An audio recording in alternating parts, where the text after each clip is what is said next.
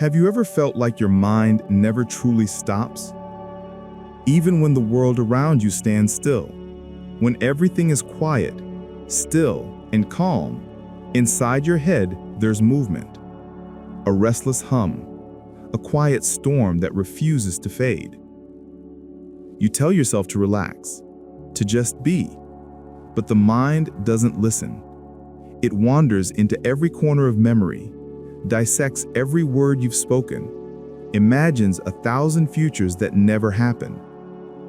Even in silence, it's too loud inside. You think, and then you think about the fact that you're thinking. You watch people around you laugh easily, love easily, live easily, and you wonder what that must feel like. To exist without analyzing every heartbeat. For you, nothing is ever simple. Every smile hides a question.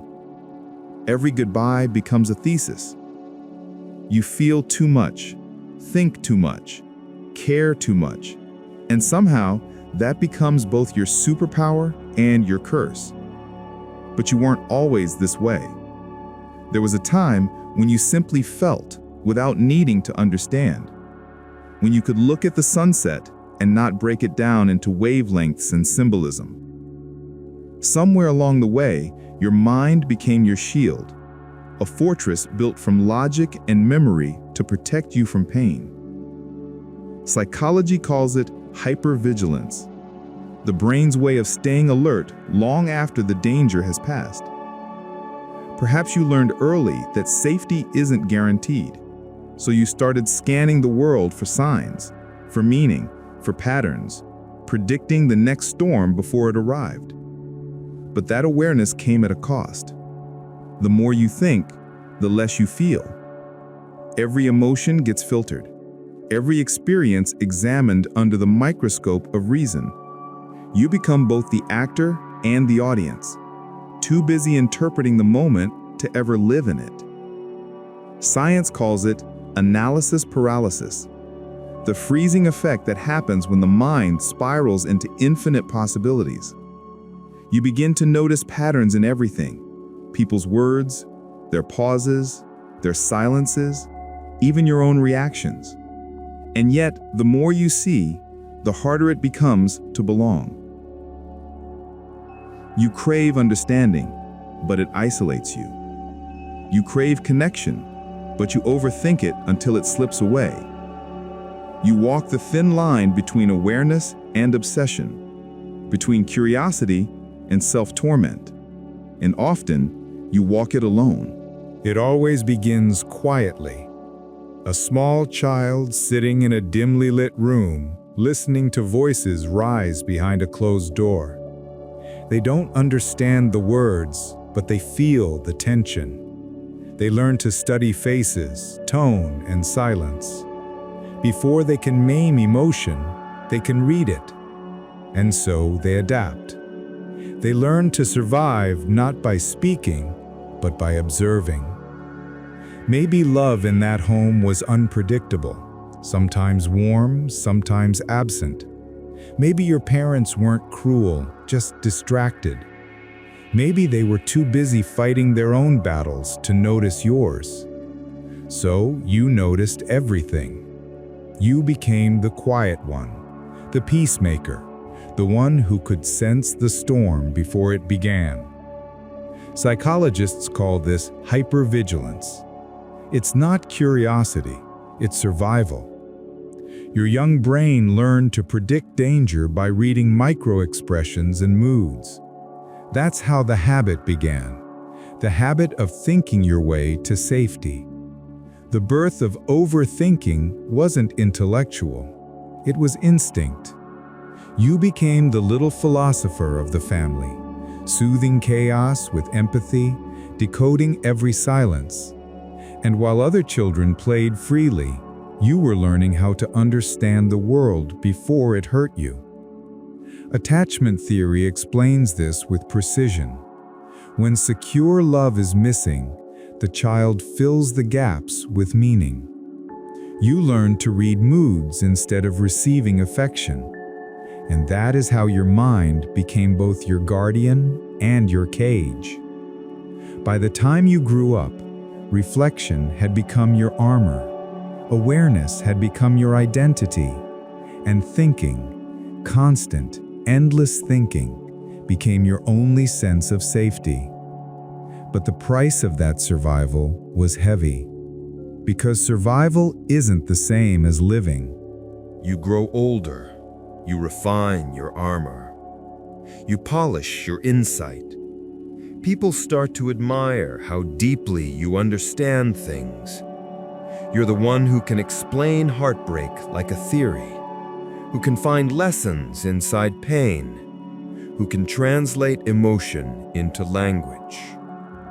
But behind that brilliance lies exhaustion, the fatigue of being the one who always knows. Every observation sharpens your intellect, but dulls your ability to feel. When someone hurts you, you don't rage, you analyze. You trace their behavior back to trauma, to fear, to insecurity. You explain it so well that you forget you're still allowed to hurt. Emotional intelligence becomes your shield. Empathy becomes armor. You read people so well that you begin predicting rejection before it happens. You prepare for heartbreak before love even begins. It's not cynicism, it's self-defense disguised as wisdom. The mask of insight protects you, but it also keeps you distant from the world you long to touch. Cognitive psychology calls it avoidance coping. Neuroscience calls it overactivity in the prefrontal cortex, your reasoning center working overtime, while your limbic system, the emotional core, falls quiet. You think to survive, but in doing so, you forget how to live. You tell yourself that knowledge will bring peace, but peace never comes because understanding is not the same as acceptance. You can decode love and still feel unloved. You can define happiness and still not taste it. You can see every truth and still feel trapped in its shadow.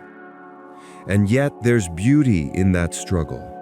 The beauty of minds that burn bright, that feel deeply, that see the invisible patterns holding life together. But that brightness also blinds. You see too much, and so you begin to drown in your own depth. The brain that once protected you now imprisons you.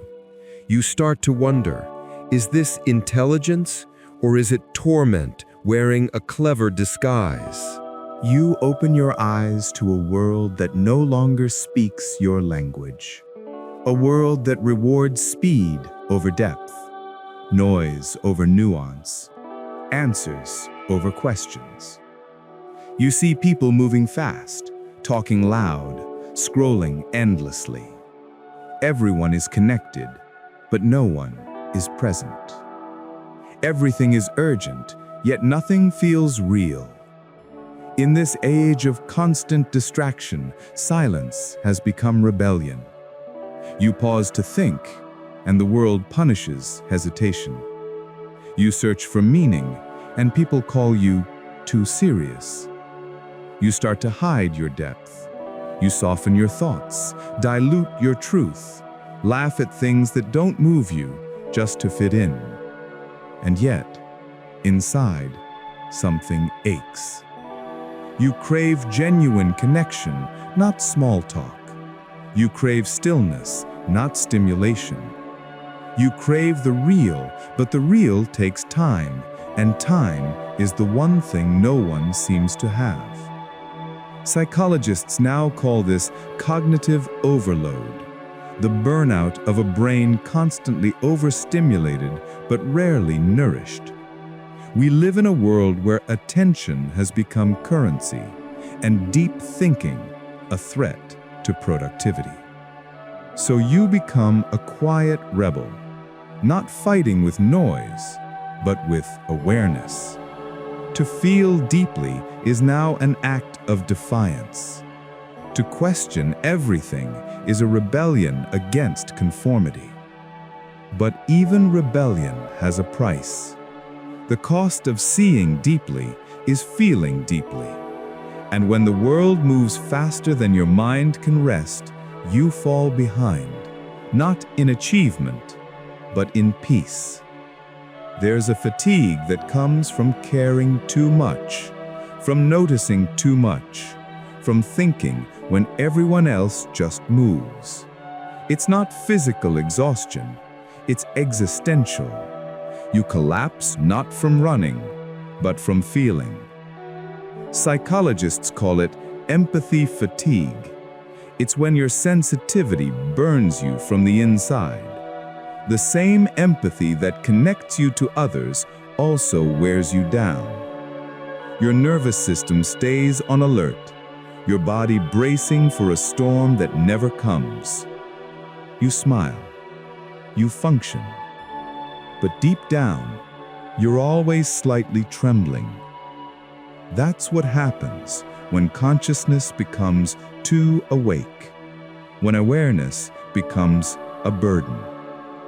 But even in that exhaustion, there's something sacred. Because this kind of fatigue doesn't come from emptiness, it comes from depth. It means your heart still feels, that you haven't gone numb. In a world that rewards indifference, that's its own kind of courage. And then, one day, something shifts. Not suddenly, but softly. You grow tired, not defeated, just weary of your own noise. You begin to see that you've been chasing peace through thought, when peace was never found there. You've tried to think your way out of pain, but some things are meant to be felt, not solved. Healing doesn't come from more analysis. It comes from remembering how to be.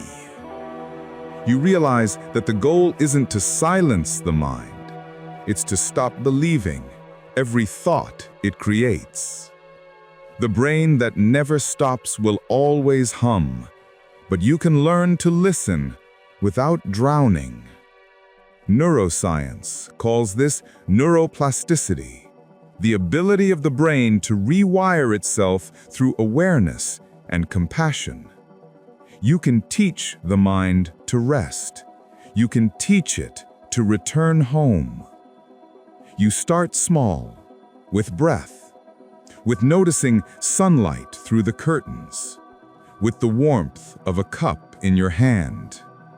You start inhabiting your body again, not just your thoughts. Psychologists call this embodiment, the art of grounding yourself in the present moment, where life actually happens. You draw new boundaries, not around people, but around your own mind. You stop renting mental space to every problem. You stop dissecting every silence. You start asking yourself, does this thought serve me, or does it starve me? Journaling becomes release, not analysis. Creativity becomes healing, not performance. Connection becomes sacred again. Simple, unfiltered, human. And maybe, just maybe, you begin to understand. Being a deep thinker was never the problem. The problem was believing that depth required suffering. You were never too much. You were just too awake in a world afraid of its own reflection.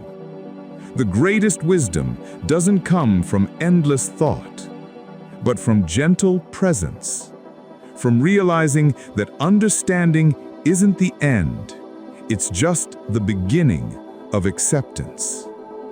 Alan Watts once said, "The goal of thinking is to realize that it's unnecessary." And maybe that's true, because when the questions finally fade and the mind grows still, you find something ancient, something quiet, waiting beneath it all. You were never meant to think your way to peace.